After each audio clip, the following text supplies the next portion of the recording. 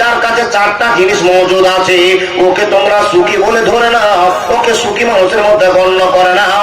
ওই লোকটাই সুখী মানুষ হবে। বিল্ডিং ওয়ালা সুখী হবে না, টাকাওয়ালা সুখী হবে না, ছেলেওয়ালা সুখী হবে না। হবে কে? তো নবীজি বলছেন যার কাছে চারটা গুণ থাকবে তাকে সুখী বলতে হবে। বাজার আমার শেষ আজকে। জি, সবচেয়ে বড় বক্তা হলো মাইক। কথা সব মাথা থেকে হারিয়ে যাবে। মনোযোগ দিয়ে শোনেন বন্ধু। রব্বুল আলামিনের নবী নবী মুহাম্মদ বলতে আরম্ভ করলেন, তাহলে সুখী মানুষ আজকে দেখবো। মাওলানা গো আমি সুখী কিনা আপনি একবার বলবেন। আমার ভাই সুখী কিনা আপনি বলে দেন। আমার বাবা সুখী ছিল কিনা আপনি একবার বলে দেন। কোন কোন মানুষকে নবী যে আমার সুখী বলেছেন? বিশ্ব নবী বলছেন সুখীর পরিচয়টা নিয়ে নাও। আলমারাতুস সালিহাতুন ওয়াল মাসকানুল ওয়াসিউ ওয়া জারুস সালিহু ওয়াল মারকাবুল হানি। যার বাড়িতে চারটা গুণ বিদ্যমান আছে ওকে সুখী বলা হবে। ওগো নবী মুহাম্মদ, আপনি কোন দৃষ্টান্তের উপরে দাঁড় করে আপনি মানুষকে সুখী নির্ণয় করে বললেন? কোন কোন আমলের ভিত্তিতে আপনি সুখী বললেন? তো নবীজি বলছেন শুনে নাও, বিশাল চিন্তা ভাবনা করার পর যার বাড়িতে এরকম চারটা জিনিস পাওয়া যাবে তোমরা তাকে সুখী মনে করে নাও। ইয়া রাসূলুল্লাহ আপনি বলুন তো কোন কোন মানুষটা সুখী?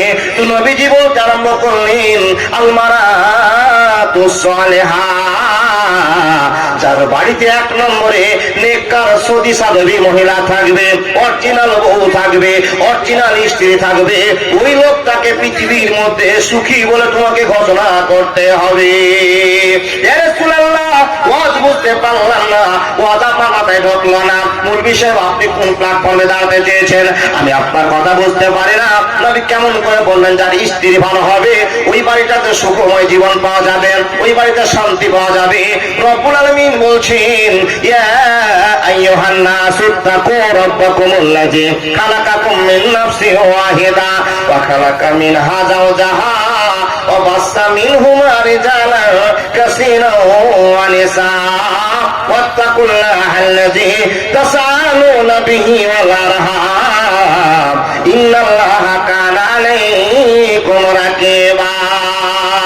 মহান রব বলছেন বান্দা, ও ইমানদার বান্দা সকল তোমরা ভালো করে শুনে নাও।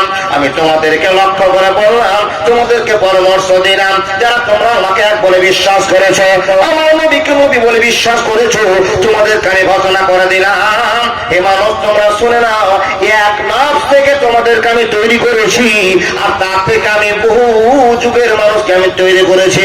শুধু তাই নয়, এক নফস থেকে তৈরি করার পর তার বাম পাশের হাড্ডি থেকে পৃথিবীর শান্তি দেওয়ার জায়গাটা মেয়ে বানিয়ে দিয়েছি।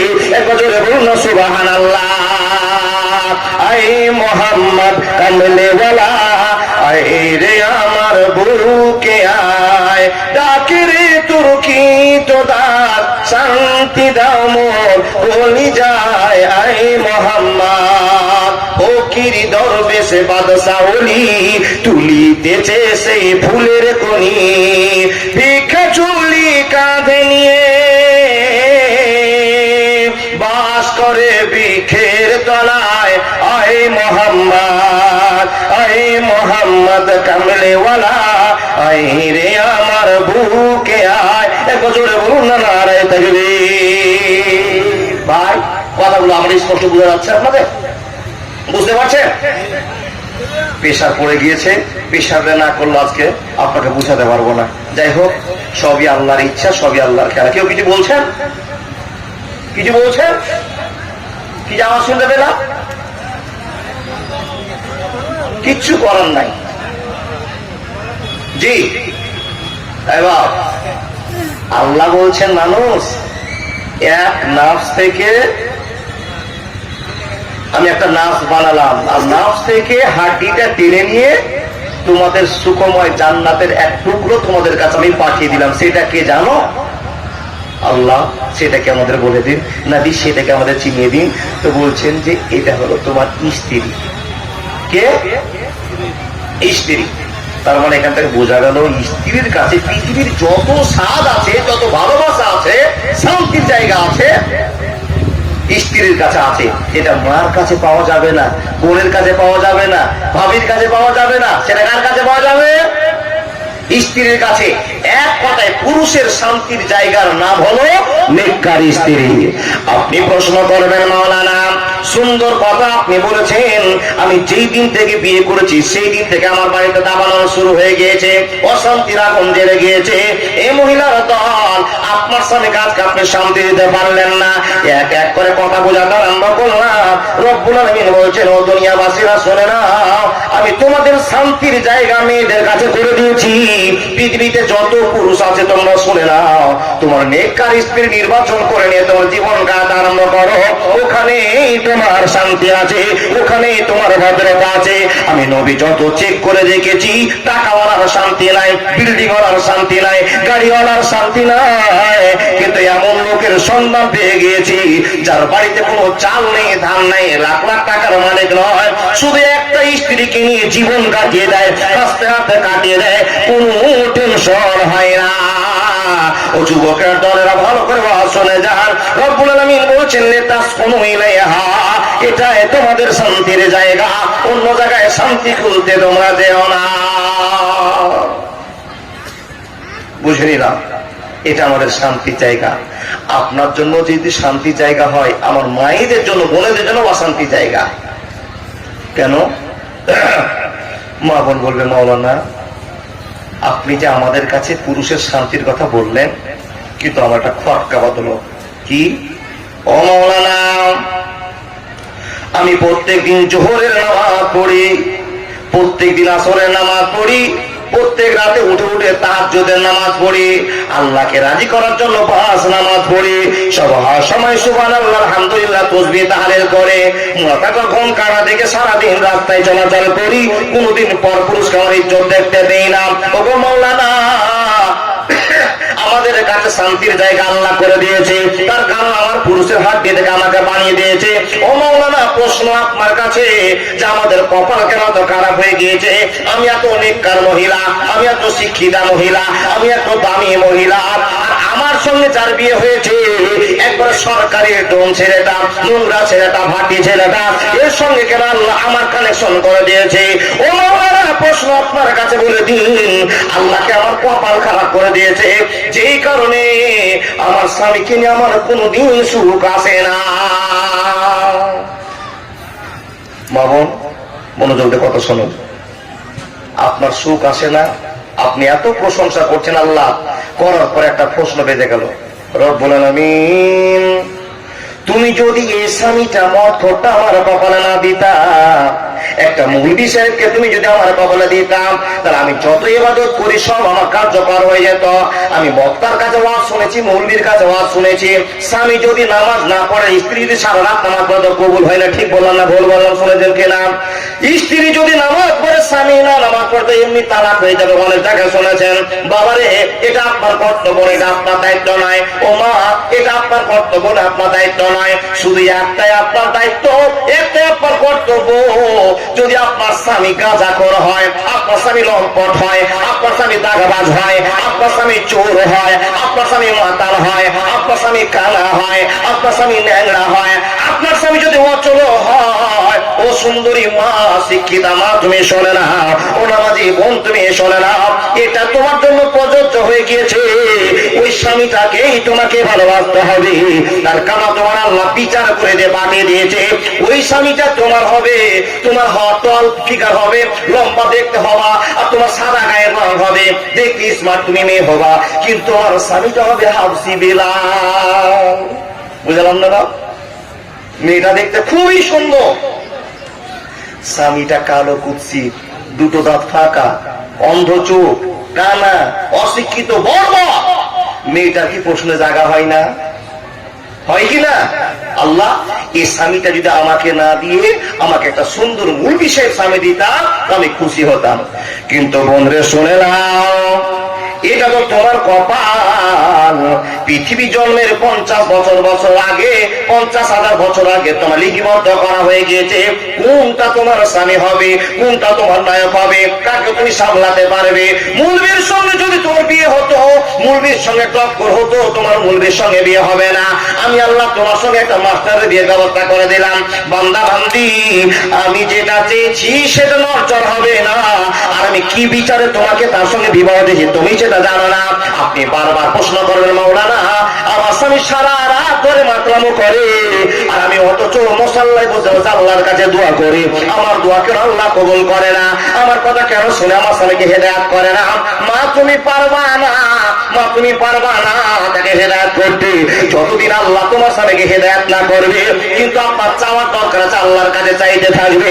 উজিবু দাওয়াতু দানি জাদানে, ও বান্দি যখন তুমি আল্লাহর কাছে খালেস নিতে চাইতে আরম্ভ করবে, ও আল্লাহ আমার স্বামী এত নোংরা আর আমি এত নামাজ রোজা করে হজ যাকাত করে, মাবুদ গো তারপর তুমি আমার স্বামীর মুখখানা মুছে দিতে বলেছ। হে রব্বুল আলামিন, আমার স্বামী কাঁচা খেয়ে পড়ে আছে, আমি নামাজ উঁচু করে এসেছি, তারপর আমার আতলটা দিয়ে আমার স্বামীর মুখটা মুছে দিতে হবে, কাঁটা ধুইয়ে দিতে হবে, এটা আমার দায়িত্ব দিয়েছো রব্বুল আলামিন গো। এটা যদি আমার কপালের খণ্ডন হয় আমি মেনে নিলাম, স্বামীর সেবা করতে আরম্ভ করলাম। স্বামীর সেবা করতেই হবে, করতে হবে, করতে হবে। যদি স্বামীর সেবা না করেন মা, জান্নাত পাওয়া যাবে না। আমায় গাইতে দাও দয়াল, বাধা দিও না, মনের কথা বলতে দাও, জবান বন্ধ করো না। অন্ধকারে রইল যারা, দুই কুল হারাইল তারা, হেদায়েতের আলো দিও, গুমরাহিতে রেখো না। আমায় গাইতে দাও দয়াল, বাধা দিও না। বন্ধুরে কথা বলতে আরম্ভ করলাম, মা বোন আমার, আপনাকে সেবা করার জন্য আপনার স্বামীকে আপনার কাছে পাঠিয়ে দেওয়া হয়েছে। ও মা বোন, এটা আপনার কর্তব্য।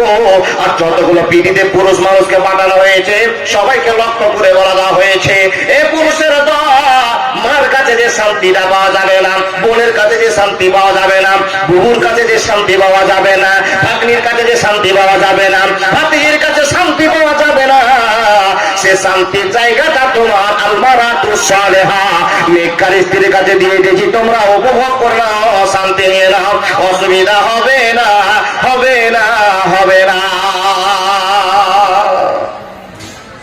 ভাই সকল, কিন্তু শান্তি কোথায়?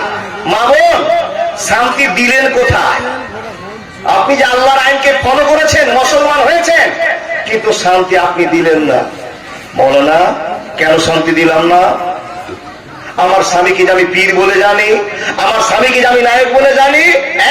দাদা বন্ধুরা আমার, আপনিও আপনার স্ত্রীর কাছে অনেক ভালোবাসা পেয়েছেন, অনেক ভালোবাসার জন্য আপনি আবেদন করেন, যেটুকু আবেদন করেন সেইটুকু আবেদন করেন। আপনি এমন স্বামী হয়েছেন যে একটা লাস্টে ফতোয়া দিয়ে যাবো যে আপনাকে যেন ওই মেয়েটা তালাক দিয়ে চলে যায়। এখন মেয়েদের সম্পর্কে অনেক জ্ঞানের কথা বলছি, লাস্টে বলে যাবো ওই মেয়েটাকে, ওই মা বোন দিদিকে, কিন্তু আপনার মতো হারাম কর স্বামীকে, আমার মতো হারাম কর স্বামীকে তালাক দিয়ে মেয়েটা দুনিয়া ছেড়ে অন্য জায়গায় বসবাস করে, যেখানে মানুষজন থাকে না, ইমান বাঁচার তাগিদে এরকম নোংরা ছেলেকে ছেড়ে দিয়ে ফুটপাতে জীবন কাটানো সুখে থাকবে। আপনার মতো স্বামীর কাছে সুখে থাকতে পারে না, কিন্তু আল্লাহ বাউন্ডারি বেঁধে দিয়েছে। এই মহিলার দল, বাউন্ডারির মধ্যে আপনাকে থাকতে হবে, সীমা লঙ্ঘন করা যাবে না। উপস্থিত বন্ধু, উপস্থিত মা, আপনাদেরকে কথা শোনায়, আল্লাহর নবী বলছেন সুখী ফ্যামিলির একটা বৈশিষ্ট্য হলো, প্রথম নম্বরে আল মারাতুস সালেহা, যার বাড়িতে নেককার সৌদি সাদরী স্ত্রী থাকবে সেই জীবনে আনন্দ উপভোগ করবে।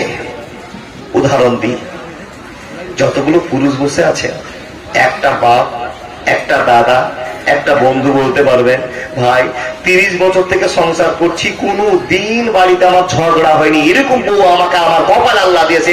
একটা লোক হাত তুলে, সব লোকের দরকার নেই, একটা দেখি হাত, কারো একটা হাত উঠলো না যে 50 বছর থেকে সংসার জীবন করছি, কোনোদিন ঝগড়া। তার মানে বোঝা গেল ফাইট চলে। ফাইট চলে? বসে বসে বসে এর বিয়ে করার কত মন হয়? হ্যাঁ শুনুন, তাহলে স্বামী স্ত্রীর জীবনে ফাটল ধরাটা স্বাভাবিক। কথা বলে যে আপনাকে মনোযোগ শুনুন, নবীজি বলছেন আল মারাতু সালেহা, যার বাড়িতে নেককার স্ত্রী আছে কিন্তু বাড়িতে টাকা নেই, বিল্ডিং বাড়ি নেই, 3টা মারুতি কার নেই, 2-4টা গাড়ি নেই, এগুলো কিছু নেই, কিন্তু বউটা আপনার ভালো। কেমন করে মৌলানা? আল্লাহর নবী বলছেন ভালো। কেন ভালো? কেন ভালো? 3 তলা বাড়ি আছে কিন্তু রংচং দেখে একটা বিয়ে করে নিয়ে আসলেন।